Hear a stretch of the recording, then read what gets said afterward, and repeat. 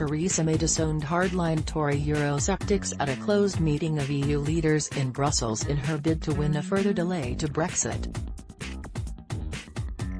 The Prime Minister stressed to Emmanuel Macron, Angela Merkel and others that MPs like Jacob Rees-Mogg, who have suggested the UK should cause chaos at EU institutions if it stayed in the bloc, had no influence. She made clear that the United Kingdom was a serious country and that we should not be distracted by some non-members of the government who were trying to give the opposite impression, a senior EU official who was in the meeting said. From 15p 18 euro cents 18 cents 27 US cents a day, more exclusives, analysis and extras. The revelation comes amid fast-rising tension in the Conservative Party after the Prime Minister secured a Brexit delay until the autumn and indicated she could stay on longer as Prime Minister. According to one account of the meeting, the Prime Minister is said to have indicated to EU leaders that a longer extension would be acceptable to her, as long as it had a break clause. She had publicly been endorsing a 30th of June extension after agreeing to that date with her cabinet. Last week Mr Rees-Mogg, a leading figure in the Brexiteers European research group of Tory MPs, had said that if a long extension leaves us stuck in the EU we should be as difficult as possible. Just hours after Wednesday's meeting, EU officials had already started preparing for the possibility of yet another extension of Article 50 past October. The Independent understands that the withdrawal agreement needs to be redrafted to remove 3 references to the March 29, 2019 exit date, which has now passed.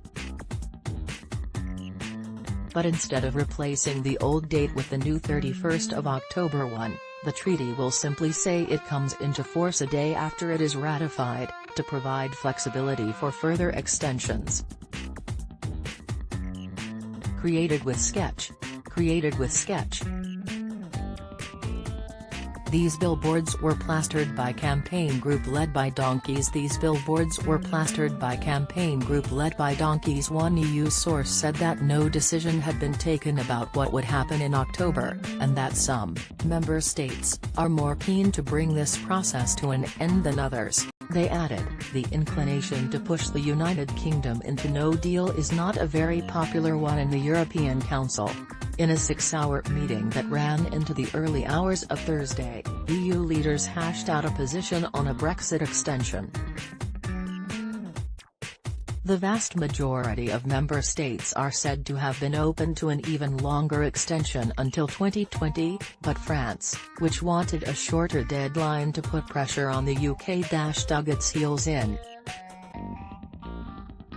Rees-Mogg has called on the UK to be difficult if Brexit is delayed for a long time. EPA. Ultimately a compromise was reached, with an extension until 31 October and a review of the situation in June to placate the French president. Officials cautioned that the June date would not be particularly significant. They added that 31st of October was chosen for purely technical reasons and not because it was Halloween.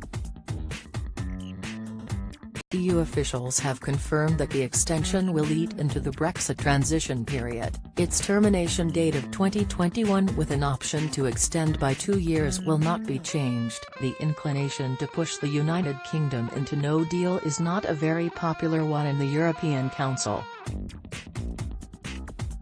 Senior EU official reports that the UK will be stripped of its EU commissioner during the Article 50 extension have also proven to be exaggerated.